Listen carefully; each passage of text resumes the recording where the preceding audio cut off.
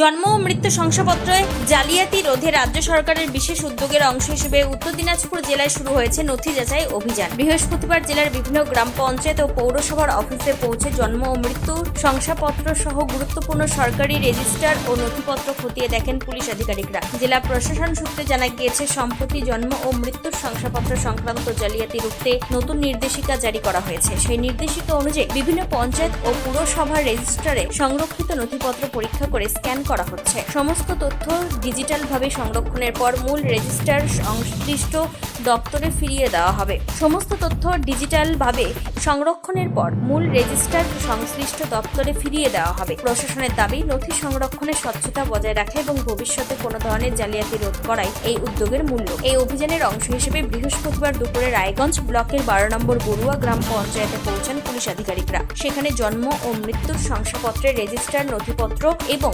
সংশ্লিষ্ট রেকর্ড সরকারি নিয়ম মেনে পরীক্ষা করা হয়। পঞ্চায়েত প্রধান ভবানন্দ বর্মন এবং বিরোধী দলনেতা গয়ানাথ বর্মন জানান, রাজ্য সরকারের নির্দেশিকা অনুযায়ী পুলিশ তাদের দায়িত্ব পালন করেছে। বড়ুয়া অঞ্চল সহ জেলার অন্যান্য পঞ্চায়েত এলাকাতেও একইভাবে নথি যাচাইয়ের কাজ চলছে বলেও তারা জানান। এদিন এই বিষয়ে আর কি বক্তব্য উঠে এসেছে শুনুন।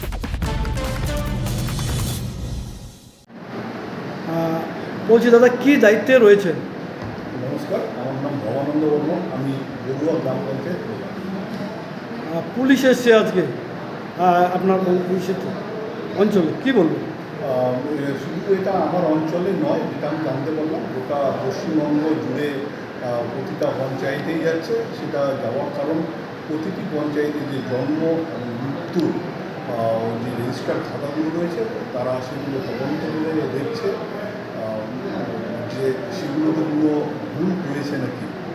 তো এটা করাতে সত্যি সরকারকে সাধুবাদ জানাই, এটা করা প্রয়োজন।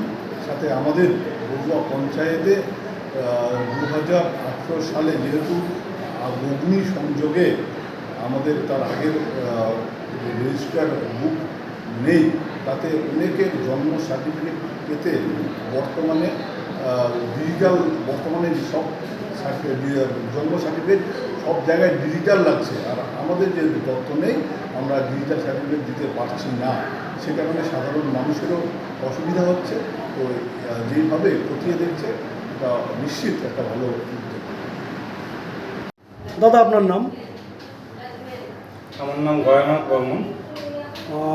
পঞ্চায়েতে কি দায়িত্বে রয়েছেন? পঞ্চায়েতের আমি বিরোধী দলনেতা। বলছি, আপনাদের এই পঞ্চায়েতে পুলিশ এসছে দেখলাম, কি কারণে? আমিও জানতে পারলাম যে পুলিশ আমাদের অঞ্চলে প্রবেশ করছে।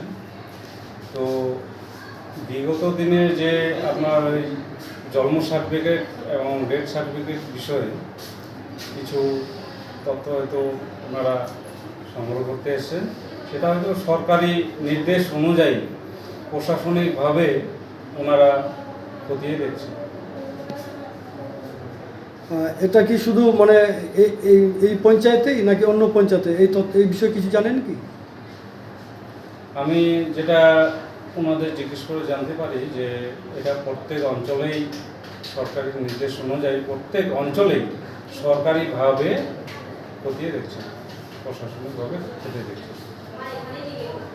এমনি কোনো মানে অসঙ্গতির বিষয় কিছু জানা গিয়েছে কি?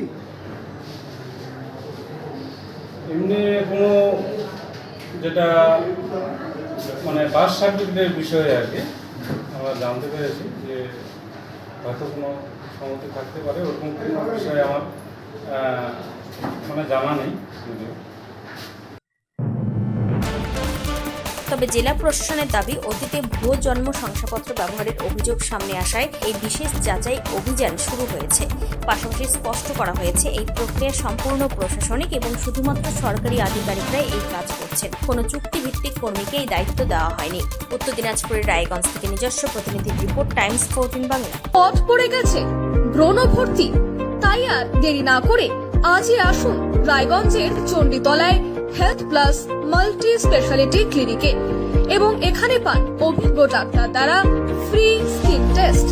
আরো বিস্তারিত জানতে যোগাযোগ করুন 9674895169 এই নম্বরে।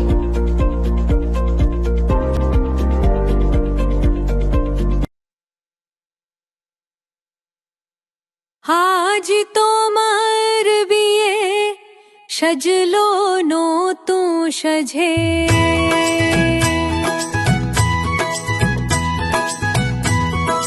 সবার মনেতে আনন্দ